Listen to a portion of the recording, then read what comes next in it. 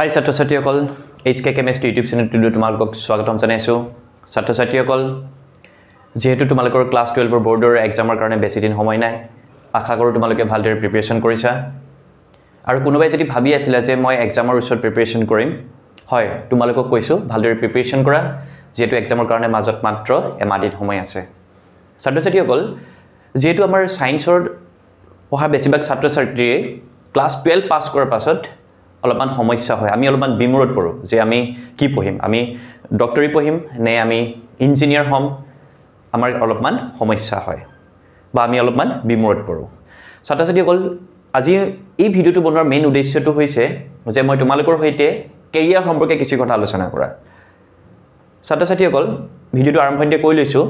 যে ভিডিওটো অলপমান দীঘলীয়া হ'ব পাৰে তোমালোকে আশা কৰোঁ ভিডিওটো শেষলৈকে চাবা আৰু ভিডিওটো চাই যদি অলপমান কিবা বুজি পোৱা যেন অনুভৱ হয় তোমালোকে ভিডিওটো লাইক কৰিবা আৰু ভিডিওটো শ্বেয়াৰ কৰিবা আৰু লগতে চেনেলটো সাবস্ক্ৰাইব কৰিবলৈ নাপাহৰিবা আমাৰ সায়েন্সত পঢ়া বেছিভাগ ছাত্ৰ ছাত্ৰীৰ এটা সপোন থাকে যে আমি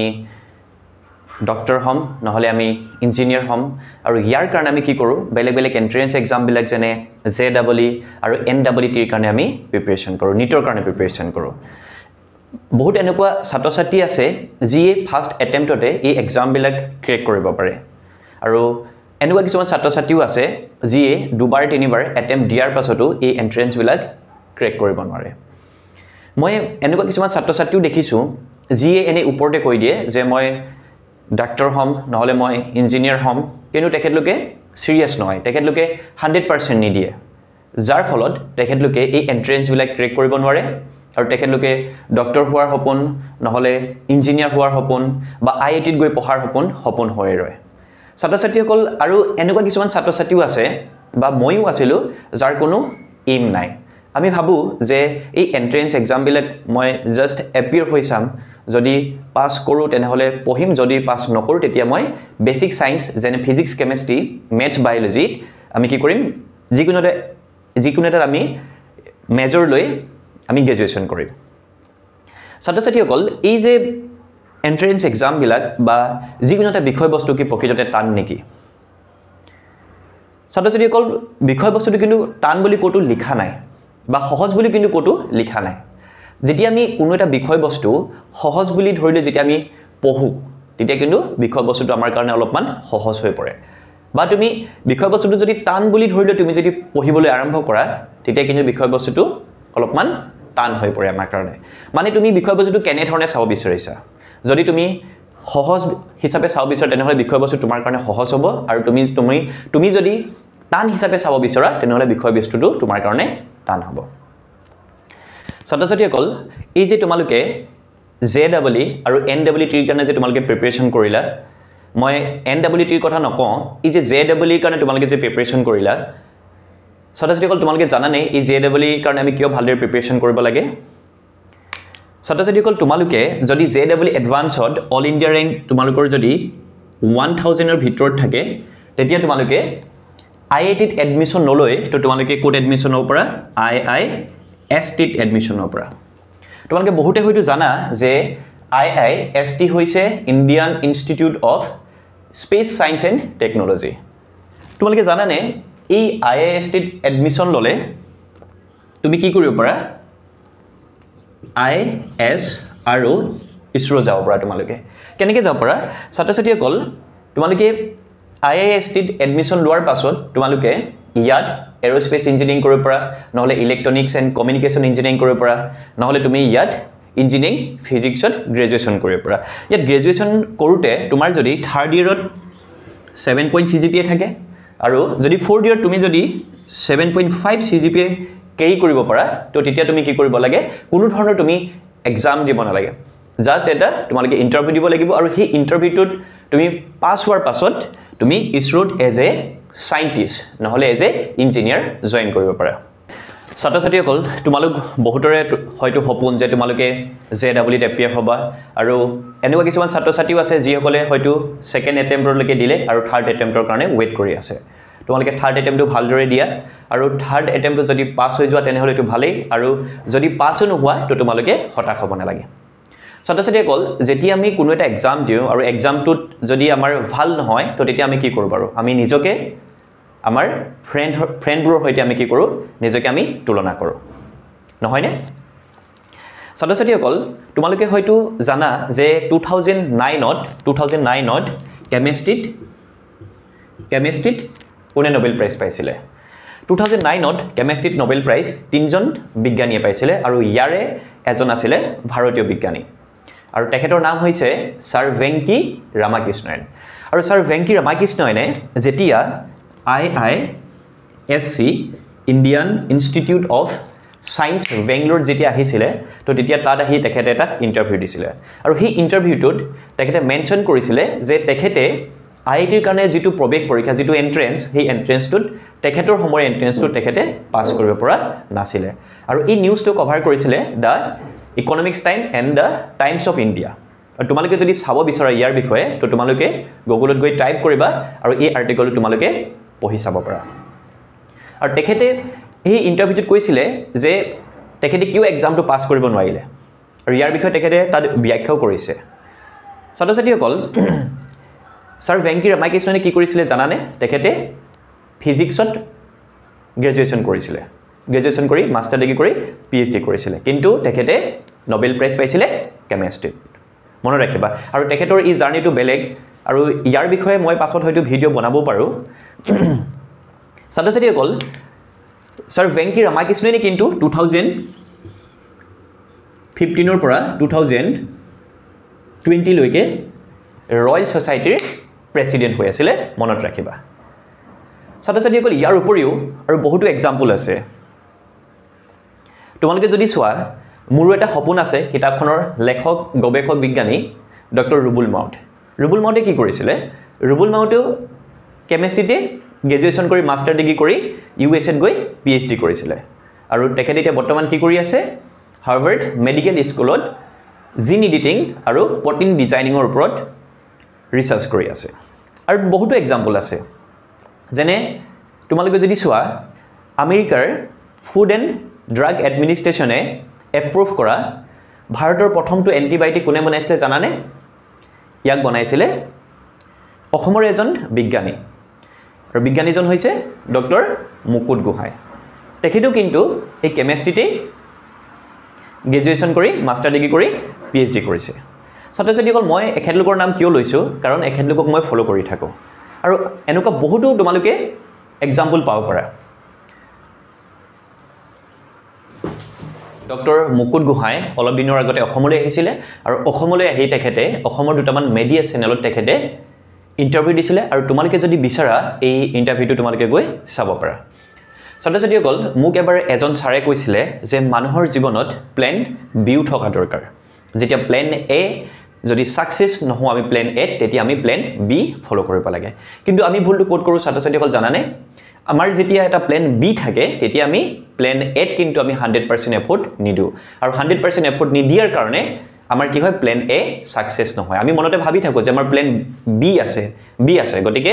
এট সাকসেস নহলেও আমাৰ কোনো প্ৰবলেম নাই গটিকে আমি বিট গুছি যাম কিন্তু আমি এনেকুৱা কৰিব নালাগে ছাত্ৰ ছাত্ৰীসকল এই যে তোমালোকে JEE আৰু নিটৰ কাৰণে তোমালোকে যে প্ৰিপাৰেচন কৰিছিলা তোমালোকে জানানে JEE আৰু নিটৰ উপৰি তোমালোকে আৰু কি কি এক্সাম দিব পাৰা তোমালোকে দিব পাৰা IAT এক্সামটো হৈছে আইজাৰ এপ্টিটিউড টেষ্ট ইয়াৰ জৰিয়তে তোমালোকে ক'ত যাব পাৰা IISER যাব পাৰা IISER হৈছে Indian institute of science education and research আৰু ইণ্ডিয়াত আইজাৰ তোমাৰ হাতখন আছে তোমালোকে এই আইজাৰত তোমালোকে কি কৰিব পাৰা ইয়াত তুমি BS MS ইন্টিগ্ৰেটেড কোৰ্স আছে BS MS হৈছে BSc আৰু MSc ৰ লগত ইকুইভ্যালেন্ট বুলি তোমালোকে ধৰিব পাৰা কিন্তু এই BS MS ত ৰিচাৰ্চৰ ওপৰত বেছি ফোকাস কৰা হয় আৰু ইয়াত তোমালোকে ফিজিক্স কেমিষ্ট্ৰি মেথছ বায়োলজিৰ ওপৰত তোমালোকে কি কৰিব পাৰা ইয়াতে যদি কাৰোবাৰ বিশেষ যদি ইন্টাৰেষ্ট থাকে তেতিয়া তোমালোকে গৈ ইয়াত পঢ়িব পাৰা আৰু ইয়াত তুমি ৰিচাৰ্চত যাব পাৰা ছাত্ৰ ছাত্ৰীসকল ইয়াত তুমি ফিজিক্স কেমিষ্ট্ৰি মেথছ বায়োলজিৰ উপৰিও তুমি ইয়াত geological science earth and climate science নহলে তুমি ডাটা সায়েন্সৰ ওপৰতো BSMS কোৰ্স কৰিব পাৰা IAT এক্সামটোৰ উপৰিও JEE এডভান্স আৰু KV PY জৰিয়তে আইজাৰত এডমিশ্যন হৈছিলে কিন্তু 2024 পাছত জেডব্লিউ আৰু কেবি পিৱাই পৰা আইজাৰে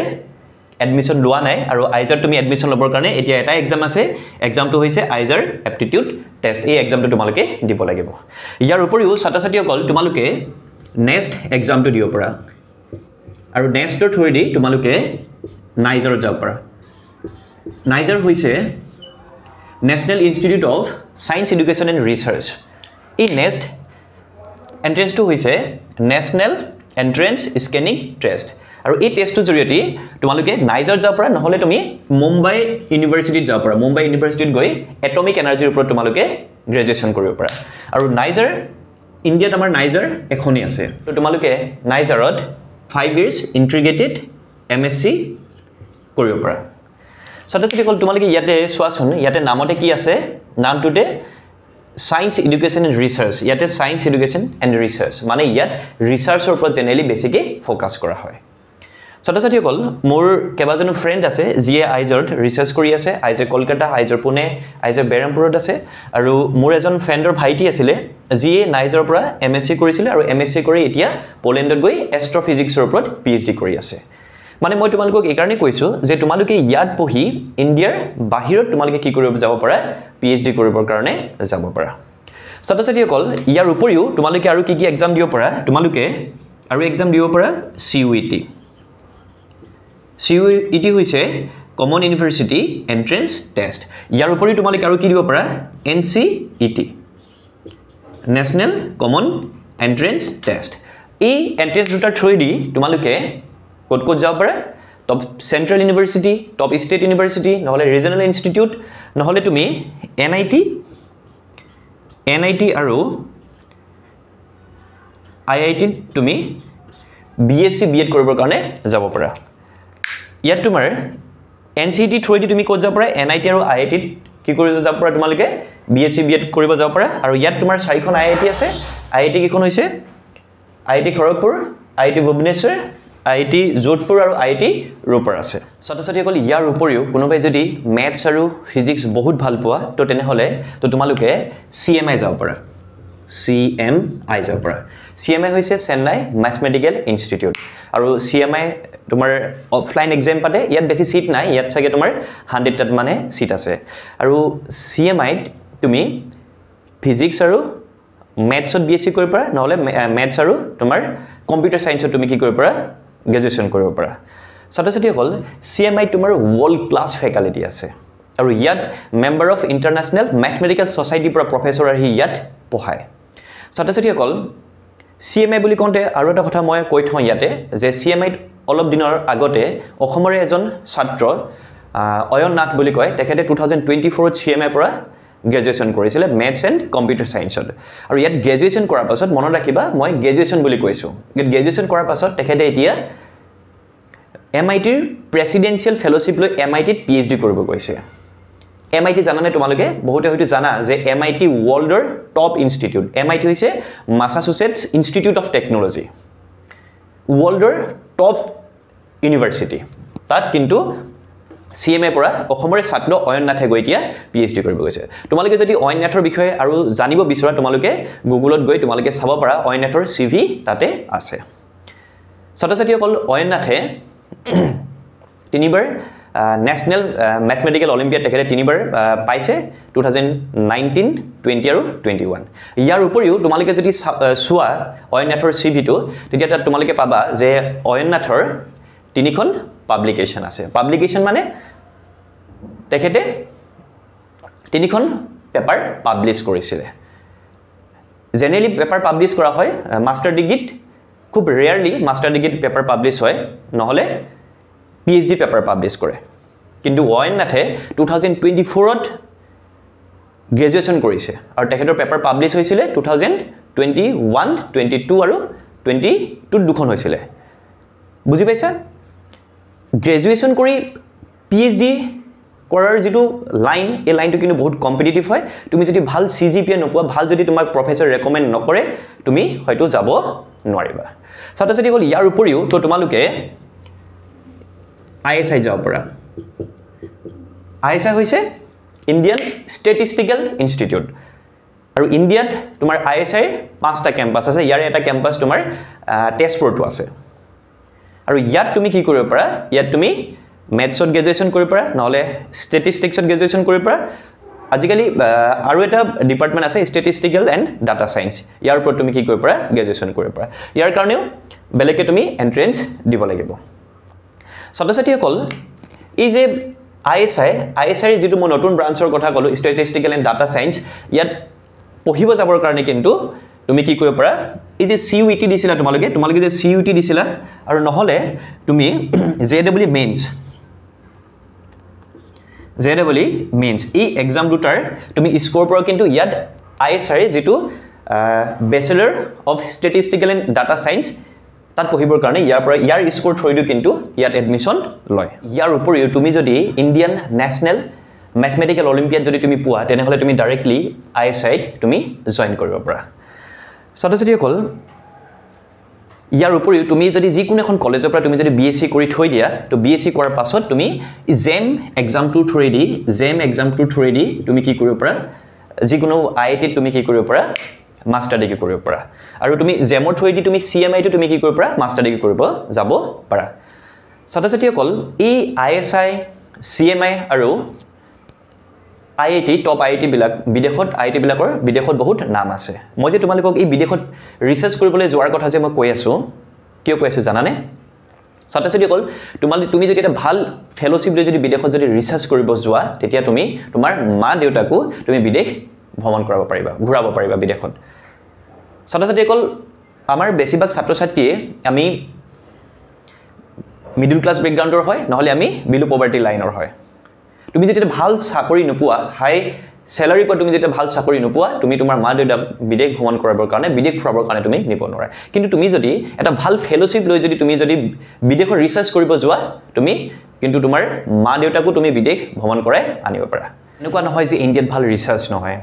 obviously ইণ্ডিয়াত কি যিবিলাক ডেভেলপ কান্ট্ৰি আছে তাত obviously ভাল ৰিসাৰ্চ হয় ছাত্ৰ-ছাত্ৰীসকল এনেকুৱা বহুতো ছাত্ৰ-ছাত্ৰী আছে যিসকলে হয়তো এই ইনষ্টিটিউট বিলাকত সিট নাপাব পাৰে তেওঁলোকে হতাশ হ'ব নালাগে তোমালোকে যতে জি নপঢ়া লাগিলে তুমি 100% এফৰ্ট দি পঢ়া তোমালোকে obviously সাকসেস হবাই আৰু পঢ়াটো কিন্তু কেতিয়াও অথলে না যায় কিন্তু তুমি 100% এফৰ্ট দি পঢ়া তুমি সাকসেস হবাই ছাত্ৰ-ছাত্ৰীসকল মই ভিডিওটো আৰু বেছি দীঘল কৰিব বিচৰা নাই মই আজি ইয়াতে সামৰিছো আৰু তোমালোকক আৰু এটা কথা কৈ দিও যে মই এই এক্সাম বিলাকৰ ওপৰত মই আৰু ডিটেইলছ ভিডিও বনাম আজি জাস্ট তোমালোকক জনাই থৈছো যেহেতু তোমালোকৰ 12ৰ এক্সামটো আহি আছে আৰু ইয়াৰ পাছত তোমালোকে কি ফৰ্ম ফিল আপ কৰিবা কেতিয়া